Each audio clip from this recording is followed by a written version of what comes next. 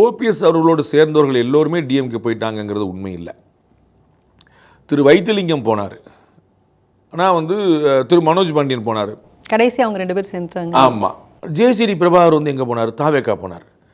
செங்கோட்டையன் எங்கே போனார்? எல்லாம் ஒருங்கிணைந்து செயல்படணும்னு தானே சொன்னாங்க. இவங்க தேவர் ஜெயந்தியில் 3 பேர் ஒன்றா இருந்தாங்களா இல்லையா? ஒன்று அதிமுக அவர் எங்கே போனார்? அவர் ஏன் இவருக்கு முன்னாடி டிஎம்கே போல? நம்ம இதை பேசிட்டு இருக்க தருணத்தில் வெல்லமண்டி நடராஜன் முன்னாள் அமைச்சர், அவர் திரும்ப தாய் கழகத்துக்கே ஏடிஎம்கே திரும்ப வந்துட்டார். ஸோ திரு ஓபிஎஸ் அவரோட எல்லோரும் இணைந்தார்கள் அப்படின்னு உசிலம்பட்டி முன்னாள் எம்எல்ஏ இணைஞ்சிருக்கிறார், தற்போதைய எம்எல்ஏ இணைஞ்சிருக்கிறார். திரு தர்மர் ஓபிஎஸ் ஆலேயே எம்பி ஆக்கப்பட்டார். ஓபிஎஸ் சொல்லி அவருடைய கார்டில் எம்பி ஆனவர், அவர் திரும்ப ஏடிஎம்கேக்கு வந்துட்டாரே. ஸோ நல்லா யோசிச்சிங்கன்னா திரு ஓபிஎஸ் அவர்கள் கூட இருந்த எல்லோரும் திமுக போனாங்கிறது உண்மை இல்லை, அந்த பிம்பம் உண்மை இல்லை. அவங்க ஒவ்வொரு இடத்துக்கு வசதிக்கு போயிட்டாங்க. சில பேர் ஏடிஎம்கேக்கு திரும்ப வந்துட்டாங்க, சில பேர் தாவேக்காக போயிருக்காங்க, சில பேர் டிஎம்கேக்கு முன்னாடி போயிருக்காங்கன்னு பார்க்குறோம். ஒன்று, இது என்ன மாதிரியான தாக்கத்தை ஏற்படுத்தும் அப்படின்னா, அது ஓட்டு ரீதியாக எனக்கு ஒரு பெரிய தாக்கத்தை ஏற்படுத்தும்னு எனக்கு தோணலை.